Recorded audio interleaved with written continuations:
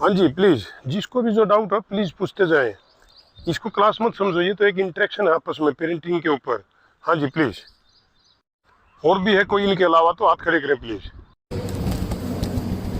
दूसरा पेरेंटिंग की शुरुआत कब से शुरुआत कब से सातवीं बच्चा होने के बाद या बच्चा होने से पहले या सातवीं से भी पहले।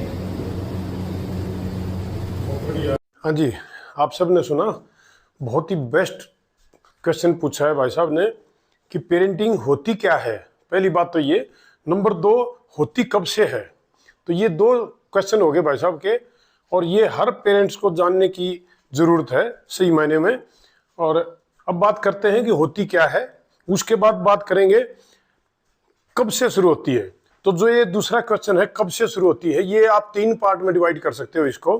नंबर एक, शादी से पहले, यानी कि आपकी प्लानिंग क्या है, आपका उद्देश्य क्या है। नंबर दो, शादी होने के बाद मदर जब कंसीव करती है उससे लेकर और बच्चे के पैदा होने तक, वो 9 महीने का जो पीरियड है उसमें क्या पेरेंटिंग होती है। और फिर बच्चा पैदा होने के बाद आगे लाइफ लॉन्ग जो है वो पेरेंटिंग क्या होती है। ये तीन पार्ट कह सकते हैं आप इसको। तो अभी शुरू करेंगे सिर्फ पेरेंटिंग होती क्या है।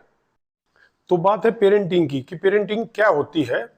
तो दोस्तों, पेरेंटिंग जिस तरह से पहले अपनी डिस्कशन में भी ये साबित हो चुका है कि भाई जब हर किसी को भगवान एक अलग तौर पे बनाकर भेज रहा है, उसका टैलेंट अलग है, उसका थॉट प्रोसेस अलग है, उसकी वीकनेस अलग है, हर चीज मतलब अलग तरीके से है।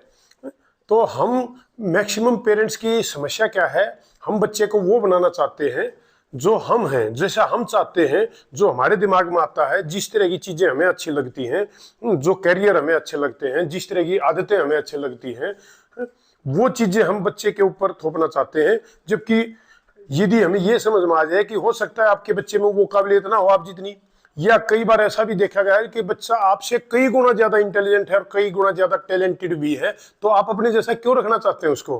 हो सकता है वो आपसे बहुत ऊपर जाए। तो पेरेंटिंग का ये है, जो नेचर ने उसको देकर भेजा है उस चीज को हम पता करें, उसको एक्सपोज करें, और उस चीज उस तरह का उसको एनवायरनमेंट पैदा करें, उस तरह का उसको एनवायरनमेंट दें, वो वातावरण दें, ताकि वो उसके अंदर जो टैलेंट है, जो उसके अंदर खूबियां हैं, वो उस चीज को आगे बढ़ा सके। अपने बच्चे की इमेजिनेशन को खत्म ना करें। ज्यादातर जैसे कोई भी बच्चा क्वेश्चन करता है तो बहुत सारे पेरेंट्स उसको वहीं पे डांट देते हैं कि हट, ये कोई बात पूछने की है। लेकिन ये उसके दिमाग की इमेजिनेशन है, ये उसके अंदर सवाल उभर रहा है, तो वो चीजें जो है उसकी जो एक तरह से जो कल्पना शक्ति है उसको हमने आगे आने देना चाहिए, उसकी जो क्यूरियोसिटी है उसको हमने शांत करना चाहिए। ये पेरेंटिंग है। जब तक हम उस चीज को शांत नहीं करते हैं तो बच्चे के मन में कुछ न कुछ उल्टा सीधा चलता ही रहता है, और फिर उसकी वो क्यूरियोसिटी है उसकी पूर्ति तो उसको करनी है, वो आपसे नहीं करेगा तो कहीं और करेगा।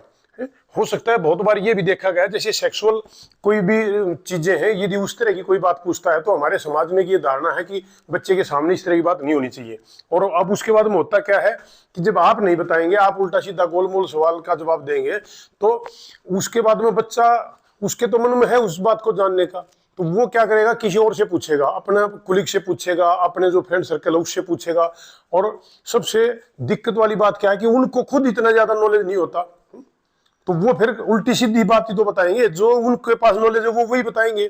इससे बेटर है कि आप बच्चे को अपने तरीके से, अपने शब्दों में, और इस तरह का उस बच्चे के ऊपर बुरा असर भी ना पड़े, और उस चीज को, उस सच्चाई को एक साइंटिफिक तरीके से उसको एक्सप्लेन करें, ताकि उसकी जिज्ञासा पूरी हो और उसके समझ में भी आए कि क्या चीज है।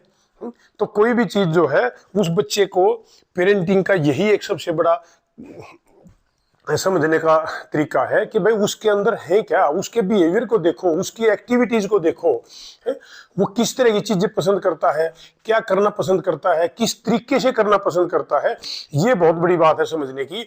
जब हमें ये चीजें पता चल जाएंगी तो फिर हम उस तरीके से उसको आगे बढ़ाने के लिए उसकी मदद कर सकते हैं, वो उसको एक्सपोजर दे सकते हैं, उस तरह का उसके लिए वो माहौल पैदा कर सकते हैं। ये है असली पेरेंटिंग। जबकि हम वो माहौल देने की बजाय हम अपने तरीके से उसको डालना चाहते हैं, जहां पर बच्चे के लिए बहुत ही टिपिकल सिचुएशन पैदा हो जाती है। बच्चे को जिस तरह से आपने यदि उदाहरण के तौर पर हम देखें तो जो 3 इडियट पिक्चर है उसमें बच्चा कुछ करना चाहता है लेकिन पेरेंट्स कुछ अलग करवाना चाहते हैं, और जो टीचर्स हैं उनका अपना अलग ही तरीका है करने का। तो यहाँ वो डोंड में फंस के रह जाता है बच्चा, और फिर शुरुआत होती है उसकी विद्रोही रूप धारण करने की। फिर वो अपने तरीके से जानने की कोशिश करता है, जो कि कई बार गलत दिशा में भी चला जाता है और कई बार सही दिशा भी मिल जाती है। तो गलत दिशा में ना जाए इस चीज़ के लिए हमें ये है उस चीज़ का जो वो पूछना चाहता है उसका बहुत अच्छे स्ट्रिक्ट तरीके से उसका जवाब दिया जाए, उसकी जो तृष्णा कह सकते हो, जो जिज्ञासा है उसको पूर्ण किया जाए एक अच्छे तरीके से। तभी एक अच्छी पेरेंटिंग आप बोल सकते हो कि हम अच्छी पेरेंटिंग करते हैं। That's called the positive parenting. चलिए नेक्स्ट वीडियो में कवर करते हैं पेरेंटिंग कब से शुरू होती है और कैसे कैसे होती है। तो अगली वीडियो ज़रूर देखें। Thank you so much. नमस्कार।